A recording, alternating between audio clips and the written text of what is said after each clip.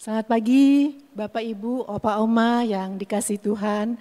Kita sungguh bersyukur kalau pagi hari ini kita mendapatkan kesempatan untuk mendengarkan penyuluhan dari calon dokter muda Ukrida yang hari ini topiknya adalah benahi asupan gizi pada usia emas.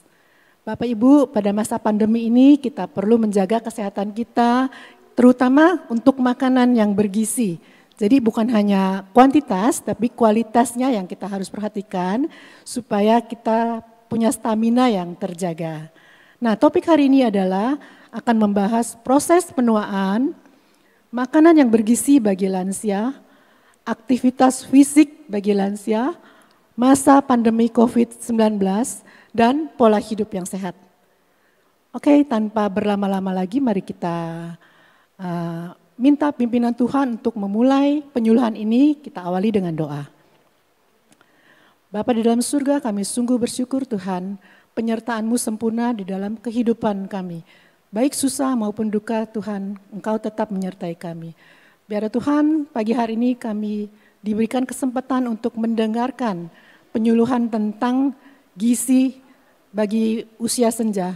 Tuhan kiranya sertai, Tuhan berikan kami konsentrasi dan pikiran yang baik Tuhan supaya kami boleh mendengar dan menyimak serta mengerti Tuhan dan mempraktekkan dalam kehidupan kami sehari-hari. Terima kasih Bapa, kami mohon pimpinan-Mu dari awal hingga selesai sehingga sungguh kami boleh mendapatkan berkat lewat penyuluhan ini. Di dalam nama Yesus Kristus kami berdoa dan mengucap syukur. Amin. Shalom, selamat pagi. Nama saya Michelle Devina Tantra. Saya adalah jemaat di GKY Puri Indah. Pada kesempatan pagi hari ini, saya dan teman-teman saya, Brigita, Margaret, Michelle Hari, dan juga saya sendiri, kami dari Fakultas Kedokteran dan Ilmu Kesehatan Universitas Kristen Krida Wacana. Minggu lalu kami telah membagikan informasi mengenai COVID-19. Apakah Opa dan Oma sudah menyaksikannya? Berikut beberapa cuplikan dari pertemuan kita minggu lalu. Awal mula COVID-19 terkonfirmasi ada pencegahan dan pengendalian dengan berbagai cara. membentuk antibodi terhadap virus. Gejalanya pun berbeda. RT-PCR ini juga mempunyai spesifisitas hampir 100%. Pertama kita gosok kedua telapak tangan. Bagaimana cara menghadapi pandemi? Itu akan lebih cepat menjadi negatif. Nah, pagi hari ini adalah pertemuan kedua dari 3 rangkaian pertemuan kita. Nah, pada kesempatan pagi ini kami ingin membagikan informasi mengenai hal-hal yang berkaitan dengan gizi dan juga pola hidup di usia lanjut. Nah, semoga kiranya apa yang kami bawakan dapat menjadi berkat bagi kita semua. Pada pertemuan ini, kami akan mengangkat topik benahi asupan gizi di usia emas. Jadi sebenarnya siapa sih lansia? Menurut Undang-Undang Nomor 13 Tahun 1998, lansia atau lanjut usia adalah seseorang yang telah berusia 60 tahun ke atas. Nah, di sini lansia dibedakan menjadi 2, yaitu lansia potensial, yaitu lansia masih mampu bekerja dan menghasilkan barang dan jasa, sedangkan lansia tidak potensial adalah lansia yang sudah tidak mampu bekerja atau menghasilkan barang dan jasa, sehingga kehidupannya bergantung pada orang lain. World Health Organization atau Organisasi Kesehatan Dunia WHO menggolongkan lansia menjadi 4 kelompok, yaitu yang pertama, kelompok middle age atau usia pertengahan dari rentang waktu umur 45 sampai dengan 59 tahun, elderly atau lanjut usia dari usia 60 sampai 70 tahun, old atau lanjut usia tua yang rentang usianya 75 sampai 90 tahun, dan usia sangat tua atau very old yang rentang umurnya di atas atau sama dengan 90 tahun. Untuk di Indonesia, pada tahun 2020 penduduk Indonesia itu mencapai 269,9 juta, di mana 10,6% ini merupakan lansia. Maka kondisi lansia di Indonesia ada 28,6 juta orang, dan angka ini akan terus meningkat setiap tahunnya. Mengenai healthy aging, jadi Menua itu adalah suatu proses menghilang secara perlahan-lahan kemampuan jaringan untuk memperbaiki diri atau mengganti diri dan mempertahankan struktur dan fungsi normalnya. Ini yang kita sebut dengan continuous remodeling. Jadi tubuh manusia itu kan terbentuk dari jaringan-jaringan tubuh. Nah, sering bertambahnya usia, kemampuan jaringannya ini memperbaiki dirinya akan menurun. Padahal jaringannya ini harus mengganti dirinya menjadi jaringan yang baru untuk mempertahankan fungsi normalnya. Nah, kemudian yang kita kenal itu siklus hidup manusia. Kalau misalkan pada masa anak-anak, pembentukan jaringan akan lebih cepat daripada proses penghancurannya. Nah, itu yang kita sebut dengan pertumbuhan. Sedangkan pada orang dewasa, kecepatan pembentukan jaringan dan penghancuran jaringannya itu seimbang. Memasuki usia tua, pembentukannya ini akan berkurang dan penghancurannya ini akan meningkat. Itulah yang menyebabkan yang kita sebut dengan faktor menua. Faktor-faktornya ini ada dipengaruhi dua jalur, ada faktor individu dan faktor lingkungan. Dari individu itu ada faktor genetik, dari keturunan, atau perilaku kebiasaan hidup sehari-hari, misalnya dari pekerjaan, aktivitas sehari-hari, kemudian ada tidaknya penyakit bawaan, dan juga perubahan akibat faktor usia. Sedangkan dari lingkungan yang bisa mempengaruhi itu ada lingkungan tempat tinggal, entah tinggal sendiri, apakah tinggal dengan keluarga, atau tinggal di panti. Kemudian pendampingan dari orang sekitar, dan juga ketersediaan transportasi, dan juga fasilitas sosial. Setiap lansia itu berbeda. Ada lansia yang memiliki tingkat fungsional tubuh seperti usia 30 tahun, jadi yang masih kuat bersepeda, kuat jalan-jalan, kuat naik tangga, dan lain-lain. Nah, ada juga lansia yang membutuhkan bantuan penuh dalam tugas dasar sehari-hari. Misalnya dari hal-hal sederhana, memakai baju, mandi, memakai sepatu. Nah, itu karena perbedaannya itu karena kesehatan ini sangat penting dalam proses penuaan. Pada dasarnya, upaya-upaya yang dilakukan untuk meningkatkan kesehatan pada lansia itu mempunyai 3 fungsi utama. Yang pertama adalah untuk meningkatkan serta mempertahankan kapasitas fungsional. Kemudian yang kedua adalah meningkatkan serta mempertahankan perawatan dirinya, serta dapat digunakan juga untuk memperluas atau meningkatkan hubungan atau relasi para lansia dengan orang-orang baru di sekitarnya. Nah, apabila ketiga fungsi ini bisa dijalankan dengan baik, maka kualitas hidup para lansia tentu akan meningkat ke arah yang lebih baik, serta menjadikan para lansia lebih mandiri. Nah, kemudian apa sajakah yang dapat dilakukan untuk meningkatkan kesehatan pada lansia? Yang pertama yang bisa dilakukan adalah mengonsumsi makanan tinggi serat. Jadi, opa-oma di rumah bisa mengonsumsi makanan tinggi serat yang bisa ditemukan pada misalnya ada roti gandum, kemudian bisa juga buah-buahan, serta sereal yang berbahan dasar gandum. Kenapa kita harus mengonsumsi makanan tinggi serat? Karena serat ini dapat memperlambat laju penyerapan gula ke dalam aliran darah. Jadi, fungsi dari serat ini sendiri adalah untuk mencegah lonjakan gula atau glukosa terlalu tinggi di dalam aliran darah kita. Kemudian dapat juga digunakan untuk menormalkan gerakan usus, kemudian membantu menjaga kesehatan usus karena penelitian telah membuktikan bahwa mereka yang mengonsumsi makanan tinggi serat itu mempunyai resiko atau kemungkinan lebih rendah terkena penyakit wasir, penyakit divertikular, atau penyakit kanker kolorektal. Kemudian, serat juga bisa digunakan untuk menurunkan kadar kolesterol. Nah, kolesterol yang dimaksud di sini adalah LDL, atau yang merupakan singkatan dari low density lipoprotein yang lebih sering dikenal sebagai lemak jahat. Nah, jadi fungsi dari serat ini sangat penting sekali untuk menurunkan kadar kolesterol. Kemudian dapat juga digunakan untuk membantu mencapai berat badan yang baik. Nah, serat ini cenderung mengenyangkan tubuh kita lebih lama daripada ketika kita mengonsumsi makanan rendah serat. Akan tetapi, opa-oma di rumah harus tetap rutin makan. Jadi dalam satu hari tetap harus makan 3 kali. Mungkin karena konsumsi seratnya ini sudah lebih mengenyangkan, mungkin bisa dihilangi cemilannya, akan tetapi makan tetap harus rutin 3 kali sehari. Kemudian dapat juga digunakan untuk meningkatkan usia hidup lebih lama. Karena penelitian itu juga telah membuktikan bahwa mereka yang mengonsumsi makanan tinggi serat itu juga terhindar atau resiko kematiannya itu menurun yang disebabkan oleh penyakit kardiovaskular serta semua jenis kanker. Kemudian selanjutnya bisa dilakukan dengan menghindari makanan berminyak. Kenapa?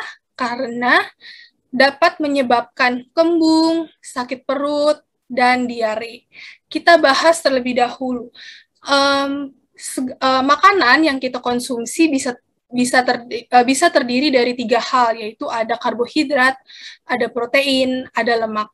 Nah, makanan yang berminyak ini mengandung lemak yang tinggi, di mana lemak yang tinggi ini itu sulit dicerna dalam organ-organ pencernaan tubuh kita, sehingga menyebabkan makanan tersebut berada lebih lama dalam organ-organ pencernaan kita, sehingga akhirnya dapat menyebabkan kembung, sakit perut, dan diare. Kemudian bisa juga mengganggu mikrobioma usus dengan meningkatkan bakteri jahat dalam usus serta menurunkan bakteri baik dalam usus. Kemudian dapat menyebabkan penambahan berat badan, bahkan bisa mengakibatkan obesitas. Kemudian dapat juga menyebabkan jerawat serta dapat merusak fungsi otak, di mana penelitian sudah menemukan bahwa mengonsumsi makanan berminyak yang berlebihan itu dapat menyebabkan kemampuan fungsi otak dalam kapasitas memori serta mempelajari hal-hal baru. Kemudian bisa juga dilakukan dengan minum susu tinggi kalsium dan vitamin D. Yang penting itu adalah vitamin D-nya nih. Jadi opa-oma di rumah bisa rutin minum susu tinggi kalsium dan vitamin D.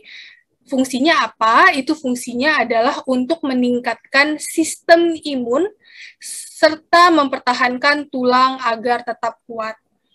Kemudian jangan lupa opa-oma di rumah untuk mengonsumsi vitamin B6, B12, vitamin D, serta folat. Kita bahas dari segi fungsinya terlebih dahulu. Untuk fungsinya sendiri, fungsi vitamin B6 adalah untuk membantu tubuh menyimpan energi dari protein dan karbohidrat, serta membentuk hemoglobin. Kemudian untuk fungsi dari vitamin B12 itu adalah untuk membentuk sel darah merah serta menjaga kesehatan sistem saraf. Kemudian untuk fungsi folat sendiri adalah untuk membentuk sel-sel tubuh serta mencegah terjadinya anemia. Kemudian, opa-oma di rumah bisa menghindari mengonsumsi makanan dengan kadar garam tinggi, kemudian gula yang tinggi, misalnya makan makanan kekinian atau minum-minuman kekinian seperti boba dan lain sebagainya. Kemudian hindari juga makanan berlemak. Nah, berdasarkan WHO sendiri, pedomannya adalah maksimal konsumsi garam dalam satu hari itu adalah maksimal 1 sendok teh.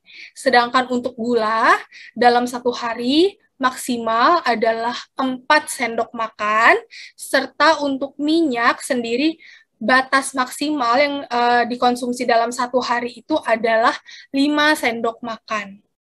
Kemudian menjaga berat badan. Nah, yang pertama kita harus menghindari kemungkinan lansia obesitas. Jadi, kita tahu bahwa kebutuhan paling dasar manusia adalah makan dan minum.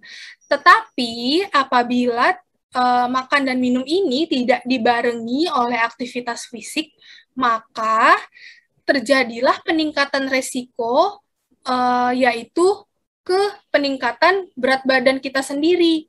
Nah, kalau seandainya apabila hari ini dibiarkan, maka akan sangat rentan sekali terkena obesitas. Jadi, konsumsi makan dan minum itu perlu dan harus diseimbangkan dengan aktivitas fisik rutin.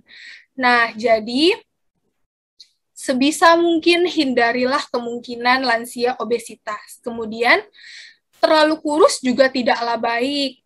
Artinya bisa menandakan lansia tersebut tidak tercukupi tubuhnya akan kebutuhan kalori. Kemudian, nah ini yang paling penting, harus minum air cukup setiap hari. Jadi opa-oma di rumah harus tetap minum air rutin setiap hari, jangan minum ketika merasa haus saja. Nah, peran dari jumlah cairan yang cukup ini bisa digunakan opa-oma di rumah untuk membantu mempertahankan kesehatan.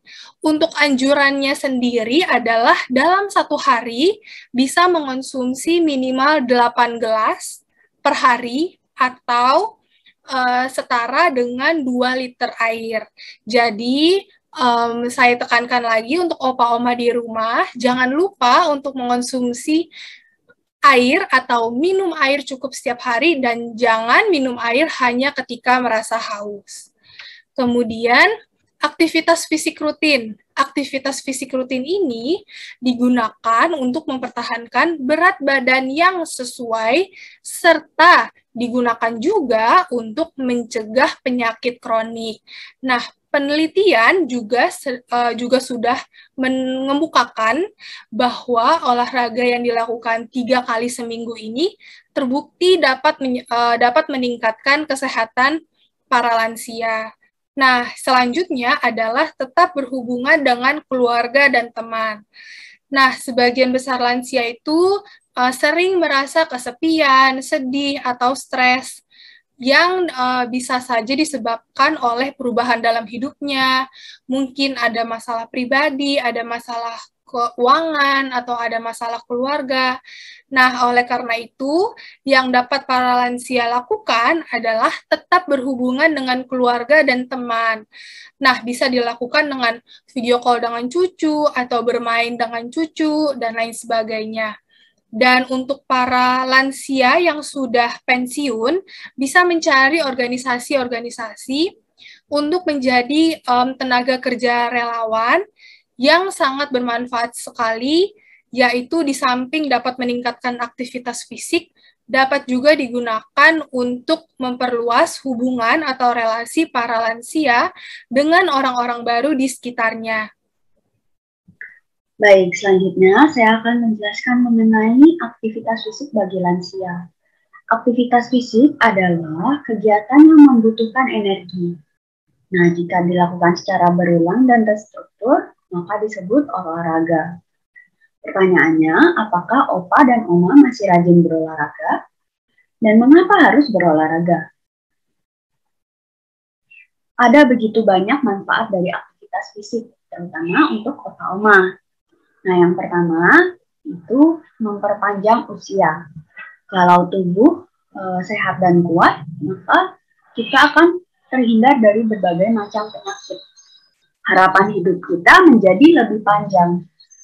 Kemudian menyehatkan jantung. Nah, jantung itu organ yang berfungsi untuk mengedarkan darah kaya akan oksigen untuk memenuhi kebutuhan tubuh. Karena tubuh itu membutuhkan oksigen untuk diubah menjadi energi, terutama saat kita beraktivitas fisik. Nah, kalau kita rajin beraktivitas fisik, jantungnya akan menjadi terlatih dan juga menjadi sehat dan kuat.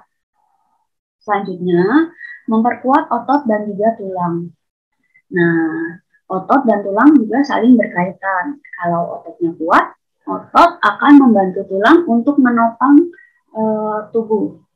Nah, kalau otot dan tulang kita kuat, maka kita akan menjadi lebih seimbang, sehingga mengurangi kemungkinan terjatuh. Kemudian menjadi lebih mandiri. Kalau kita sehat dan kuat, pastinya kita akan bisa melakukan aktivitas sehari-hari itu menjadi lebih independen, tidak tergantung pada orang lain. Nah, kemudian mencegah obesitas. Obesitas itu bahaya loh, Pak Oma, karena orang dengan obesitas itu mempunyai risiko lebih tinggi untuk terkena penyakit kronis seperti misalnya diabetes, jantung, dan masih banyak lagi.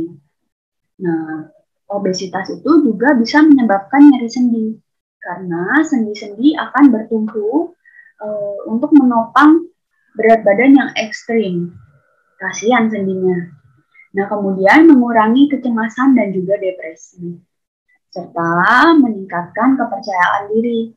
Pastinya opa dan oma akan menjadi lebih percaya diri bila tubuhnya itu sehat dan kuat daripada opa dan oma itu misalnya lagi sakit, pasti akan lebih semangatnya menjadi lebih menciut, lebih menutup diri.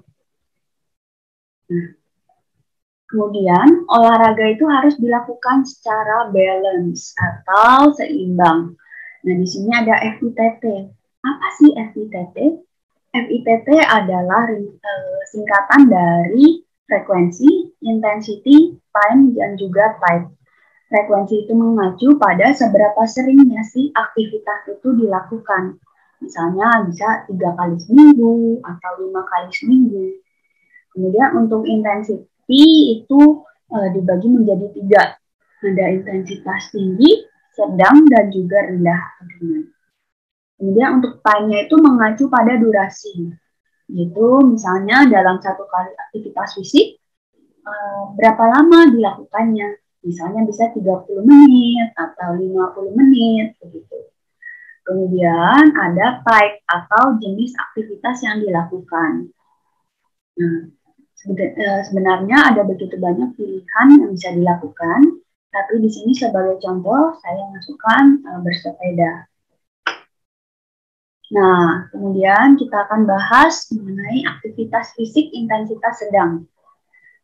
Sebetulnya masih ada lebih banyak lagi pilihannya, tapi di sini sebagai contoh berjalan cepat, water aerobics, bersepeda, menari, dan juga mendaki. Kemudian aktivitas fisik untuk memperkuat otot atau sering juga disebut aktivitas fisik intensitas ringan atau rendah. Di sini sebagai contoh yoga, pilates, tai chi, push up atau sit up, dan juga bercocok tanam. Ya, gardening. Enak banget ya, bisa dapat buahnya dan juga tubuh kita itu menjadi sehat, lebih sehat. Nah, aktivitas fisik ini juga melatih fleksibilitas dan juga keseimbangan. Nah, kemudian aktivitas fisik intensitas kuat. Nah, sebagai contoh ada jogging atau berlari, aerobics, berenang, bersepeda dengan cepat, kemudian tenis, sepak bola, dan ada seni bela diri. Nah, tapi opa dan oma itu juga harus memilih-milih. Jangan memaksakan diri. Misalnya, opa dan oma ada yang mengalami nyeri sendi, misalnya di lutut atau di pergelangan kaki, begitu. Ya, jangan melakukan aktivitas fisik yang akan high impact terhadap sendi-sendi tersebut, seperti misalnya jogging, atau lompat tali gitu, jangan. Sebaiknya sebagai alternatif mungkin opa dan oma bisa berenang, karena pada saat kita berenang otot-otot di dalam tubuh itu pada bekerja, tapi impact-nya itu rendah terhadap sendi. Nah, kemudian ini ada beberapa pilihan aktivitas yang dapat dilakukan. Nah, di sini pilihan pertama misalnya aktivitas fisik intensitas sedang, contohnya 30 menit berjalan cepat, sebanyak 5 hari dalam seminggu. Kemudian ditambah dengan aktivitas fisik memperkuat otot sebanyak 2 hari dalam seminggu. Kemudian untuk pilihan kedua, aktivitas fisik intensitas kuat, seperti misalnya ini sebagai contoh berlari atau jogging selama 75 menit setiap minggu. Nah, kemudian ditambah dengan aktivitas fisik yang memperkuat otot sebanyak 2 hari atau lebih dalam seminggu. Untuk pilihan ketiganya, itu misalnya campuran aktivitas fisik intensitas kuat dengan intensitas sedang sebanyak 2 hari atau lebih dalam seminggu. Kemudian ditambah dengan aktivitas fisik memperkuat otot sebanyak 2 hari atau lebih dalam seminggu. Nah, pada lansia itu dianjurkan setiap minggu itu tidak lebih dari 150 menit. Nah, jadi sebagai contoh misalnya berjalan cepat sebanyak 5 hari. Nah, durasinya itu 30 menit pada satu kali aktivitas itu. Atau misalnya bisa aktivitasnya itu 3 kali saja, tapi durasinya 50 menit setiap kali melakukan aktivitas itu. Nah, tapi Opa dan Oma juga harus memperhatikan kemampuan individunya. Tidak semua bisa disamakan. Ada yang lebih kuat, misalnya lebih kuat berolahraganya itu bisa durasinya lebih lama atau lebih rendah. Tidak apa-apa, semua orang itu mempunyai kapasitas tubuh berbeda-beda. Tapi pastikan Opa dan Oma rajin berolahraga ya, untuk mendapatkan tubuh yang sehat dan kuat.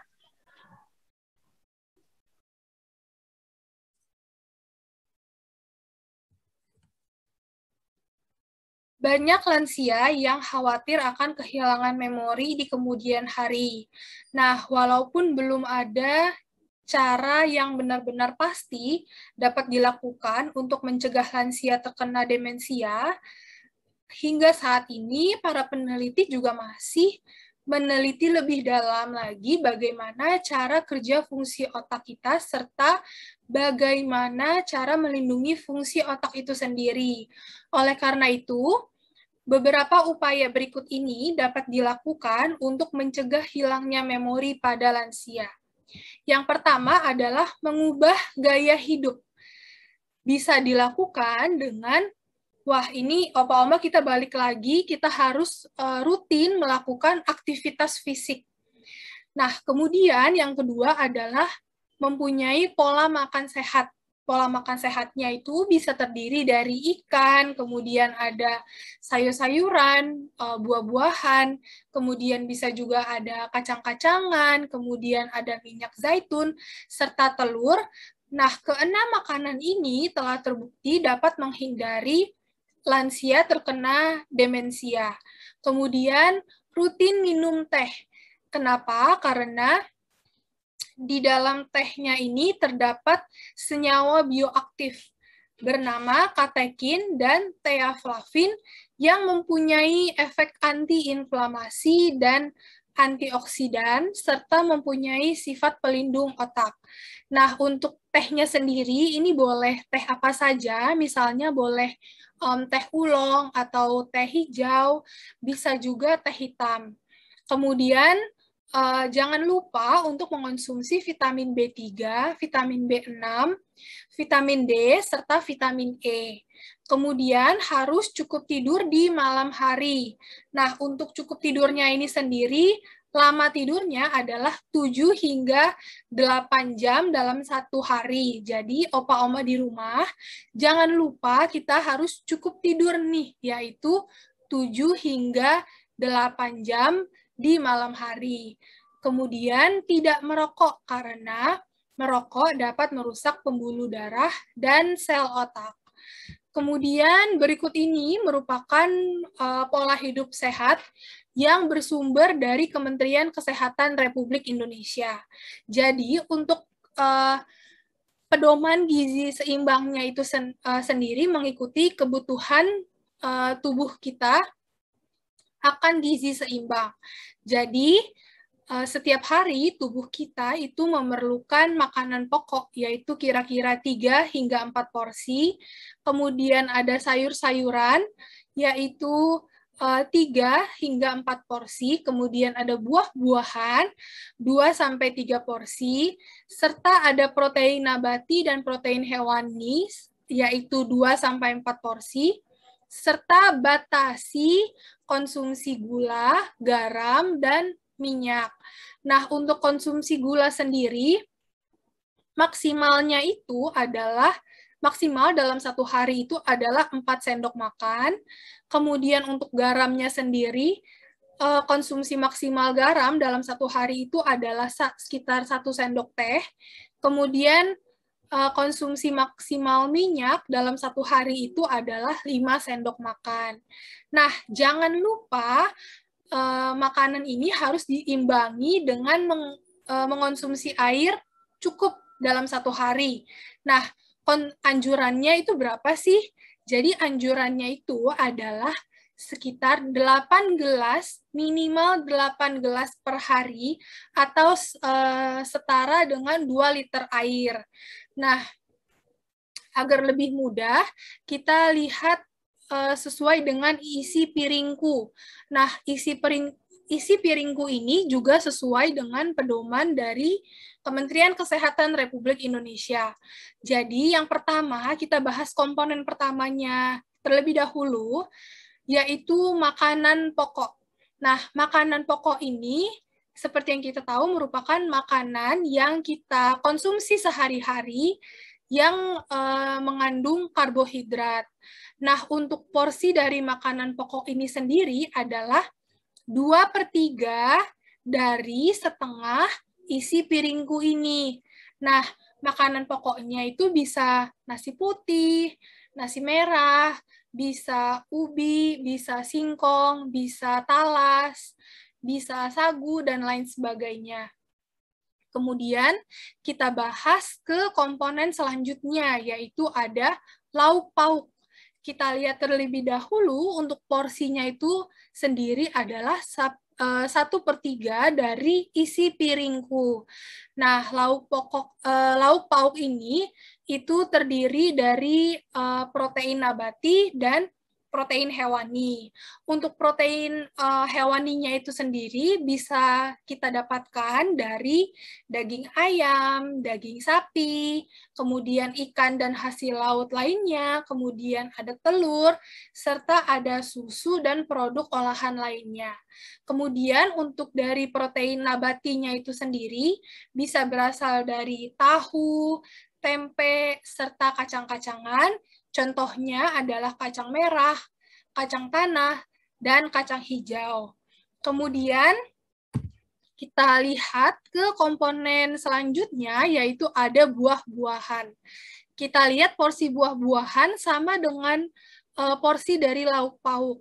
Jadi porsi dari buah-buahan ini sendiri adalah 1/3 dari setengah isi piringku. Nah, buah-buahan ini, seperti yang kita tahu, itu kan kaya akan vitamin, seperti vitamin A, vitamin B1, vitamin B6, vitamin C, dan lain sebagainya. Juga kaya akan mineral dan serat pangan.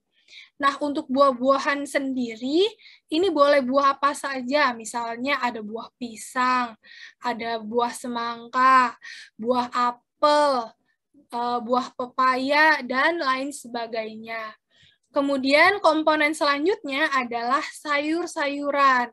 Nah, porsi dari sayur-sayuran dan makanan pokok ini sama, yaitu 2/3 dari isi piringku.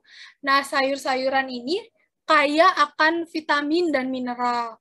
Untuk konsumsi sayur-sayurannya itu sendiri bisa berupa bayam, bisa kangkung, bisa terong, bisa wortel, kemudian selada air, dan lain sebagainya.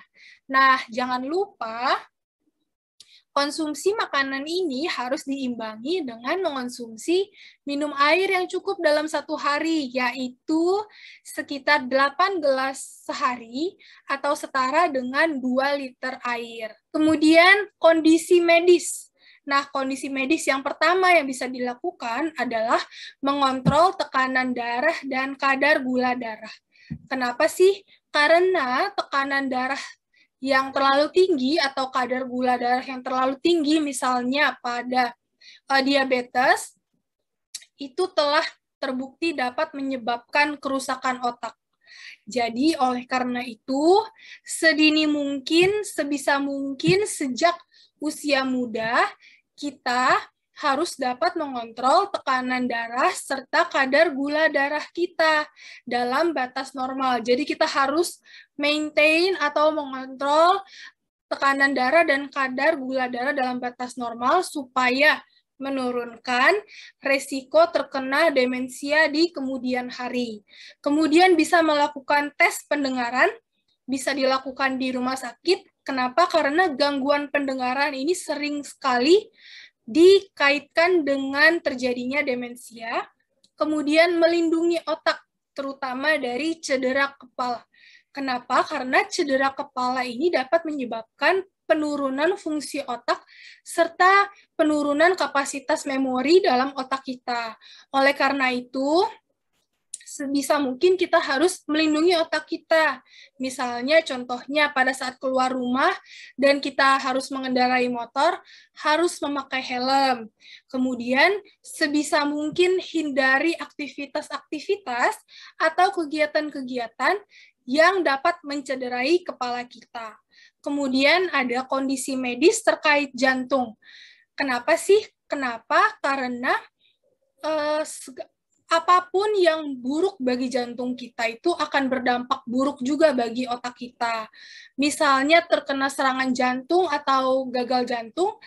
Serangan jantung dan gagal jantung ini merupakan faktor risiko kuat sekali bagi seseorang terkena demensia. Oleh karena itu, mengobati penyakit jantung serta memelihara fungsi jantung bisa digunakan untuk memelihara fungsi otak kita. Kemudian, kondisi mental dan hubungan sosial. Nah, kondisi mental dan hubungan sosial ini yang pertama yang bisa dilakukan apa sih? Yang pertama harus selalu ingin mencoba hal-hal baru atau selalu ingin belajar hal-hal baru. Nah, ini penting banget nih buat opa-oma di rumah, harus sering-sering rasa ingin tahunya besar, kemudian rasa ingin belajarnya besar, jadi belajar terus hal-hal baru. Kenapa? Karena belajar terus-menerus mengenai hal-hal baru ini mempunyai efek positif bagi otak kita, tentunya dalam peningkatan kapasitas penyimpanan memori kita. Kemudian, sebisa mungkin hindari stres. Wah, ini penting banget nih. Hindari stres. Karena stres sering dikaitkan dengan Alzheimer. Nah, oleh karena itu, opa-oma di rumah tidak boleh sering terlalu stres. Atau kalau seandainya lagi stres, carilah aktivitas-aktivitas fisik yang dapat menenangkan stres itu. Misalnya, memilih olahraga seperti yoga supaya rileks. Kemudian bisa juga video call dengan cucu, bermain dengan cucu, boleh. Kemudian, studi juga telah membuktikan bahwa meditasi itu juga telah terbukti dapat melindungi fungsi otak serta mengurangi hormon kortisol. Kita tahu bahwa hormon kortisol ini berperan dalam kadar stres dalam tubuh kita. Jadi meditasi juga sudah terbukti dapat melindungi fungsi otak kita. Kemudian tetap terlibat dalam lingkungan sosial. Nah, ini fungsinya banyak banget nih. Yang pertama, opa-oma bisa meningkatkan aktivitas fisik dari tetap terlibat dalam lingkungan sosial ini. Kemudian, bisa juga meningkatkan serta memperluas hubungan atau relasi dengan orang-orang baru di sekitar. Itu juga dua fungsi ini itu juga terkait dengan penurunan resiko terkena demensia di kemudian hari. Baik, sekarang ini untuk topik jaga lansia di masa pandemi COVID-19. Kerentanan lansia di era COVID-19, menurut WHO, lansia dan orang yang memiliki penyakit bawaan seperti diabetes, asma, darah tinggi, lebih rentan terhadap penularan COVID-19 dan memiliki potensi kematian yang lebih tinggi. Dampak wabah COVID-19 pada lansia bisa seperti mobilitas yang terbatas, karena ini sulit untuk mengakses layanan dasar, seperti pelayanan kesehatan, akses pendapatan, dan lain-lain. Adanya juga pembatasan sosial, yaitu meningkatkan potensi isolasi lansia dan berdampak pada meningkatnya rasa kesepian dan depresi. Untuk dari segi ekonomi, lansia menjadi salah satu kelompok yang lebih rentan terhadap goncangan ekonomi akibat COVID-19. Menurut data TNP2K tahun 2020, sebelum pandemi COVID-19, lebih dari 80% lansia di Indonesia belum memiliki akses terhadap tabungan hari tua atau jaminan pensiun. Cara menjaga lansia di rumah saja bisa seperti di rumah saja apabila tidak ada keperluan yang mendesak. Menjaga jarak, hindari bersentuhan, bersalaman, atau bercium pipi. Jauhi juga orang yang sakit. Jagalah kebersihan tangan, hindari menyentuh bagian mata, hidung, dan juga mulut. Apabila lansia ataupun pendamping yang sedang sakit, harap memakai masker. Bila batuk atau bersin, gunakan etiket yang benar. Untuk etiket ini bisa seperti saat bersin ataupun batuk menggunakan tisu, lalu tisu itu dibuang dan juga mencuci tangan, ataupun bisa menggunakan lengan atas siku ini lalu mendekatkan kepada bagian hidung ataupun mulut ketika bersin ataupun batuk, supaya tidak menyebarkan penyakit kepada orang lain. Dan juga untuk memakai masker, untuk para lansia bisa menggunakan masker yang 3 lapis biasa, masker medis yang 3 lapis biasa, disarankan untuk tidak memakai yang N95, dikarenakan N95 diprioritaskan untuk para tenaga kesehatan dan juga bisa menyebabkan lansia sesak nafas. Lansia juga diharapkan untuk istirahat dan tidur yang cukup, jagalah sirkulasi udara dan terpapar sinar matahari. Pola makan hidup yang sehat dan juga lakukanlah aktivitas fisik yang cukup di rumah. Jauhi juga keramaian.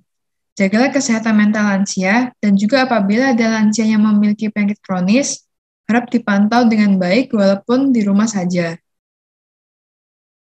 Ini adalah beberapa daftar. Apabila lansia memiliki gejala seperti ini, harap dianjurkan bawa ke rumah sakit terdekat, seperti adanya perubahan kesadaran, nyeri dada yang memberat, diare, muntah-muntah, tidak mau makan, lemas yang memberat, demam tinggi sama dengan atau lebih tinggi dari 38 derajat Celcius, jatuh yang menyebabkan nyeri yang hebat, atau kecurigaan patah tulang ataupun pingsan, nyeri yang memberat, perdarahan yang sukar berhenti, sesak nafas memberat, ataupun gangguan saraf yang mendadak. Sekarang untuk topik upaya pencegahan penularan COVID-19 di Panti Werda.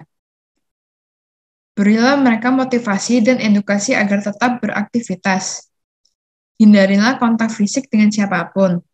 Buatlah aturan tentang pembatasan kunjungan anggota keluarga selama masa pandemi. Menu makanan yang sehat dan juga makan di kamar masing-masing. Edukasikanlah cuci tangan yang baik dan benar, menjamin kesehatannya dan juga memeriksa kesehatan secara rutin, terutama untuk cek COVID-19. Apabila yang terkonfirmasi positif COVID-19, segera koordinasi dengan rumah sakit atau puskesmas. Gunakanlah alat pelindung diri level pertama, yaitu menggunakan masker biasa, masker medis yang 3 lapis, dan juga untuk para lansia disarankan untuk tidak menggunakan yang N95, dikarenakan itu untuk para tenaga kesehatan dan juga bisa menyebabkan susah bernafas pada lansia. Dan juga bersihkanlah lingkungan panti sesering mungkin. Jagalah ruangan agar tetap bersirkulasi baik dan tetap terpapar sinar matahari. Pemberian dukungan untuk lansia.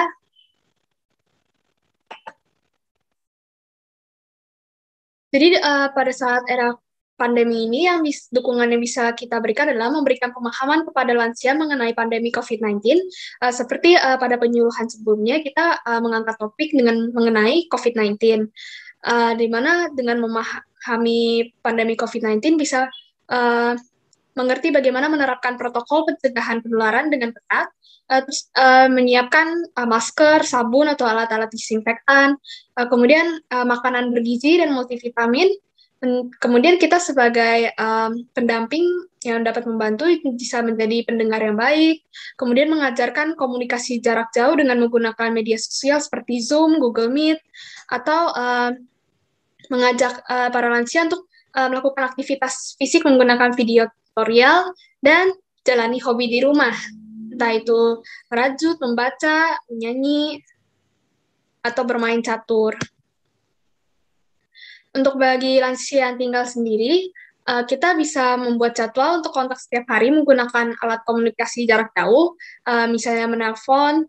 Kemudian ke pihak keluarga juga dapat menghubungi RT atau RW tempat tinggalnya untuk membantu memantau lansianya. Kemudian kita harus pastikan kebutuhan dasar lansia selalu terpenuhi. Selanjutnya, kepada dosen pembimbing kami, Dr. Gracia, JMT Winaktu, MS Spesialis Gizi Klinik, kami persilahkan untuk memperkenalkan diri dan menutup penyuluhan pada hari ini.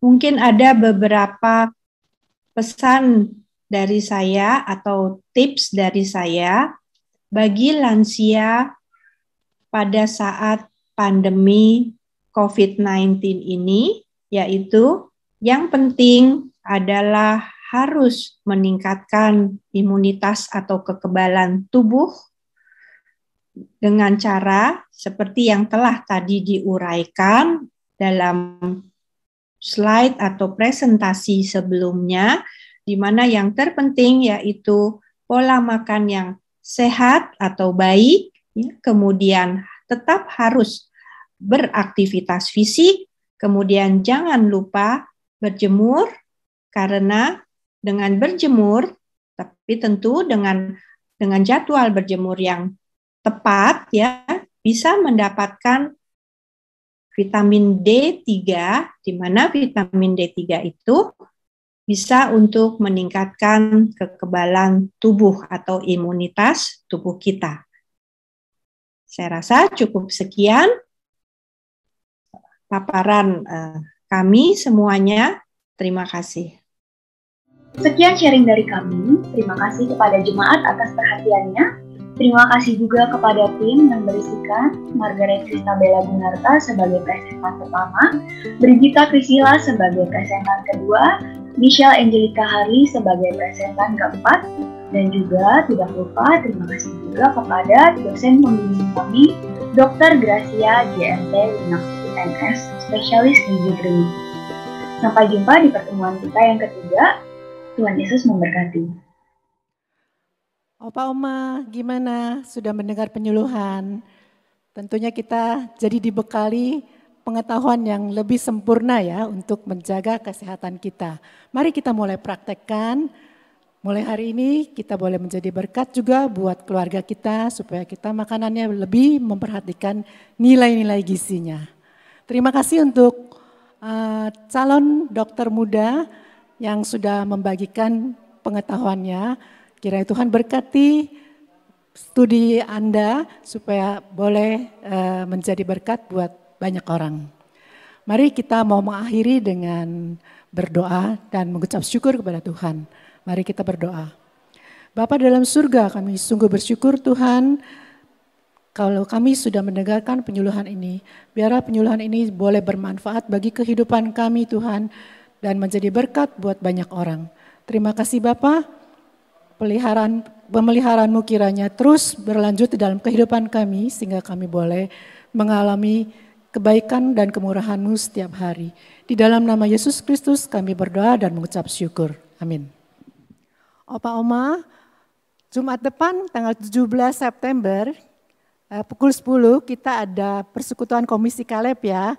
Temanya adalah murid yang bertumbuh dalam depresi yang akan dibawakan oleh GI Tan Kian Guan. Jangan lupa ya Opa Oma, kita siapkan waktu ya untuk minggu depan. Sampai jumpa.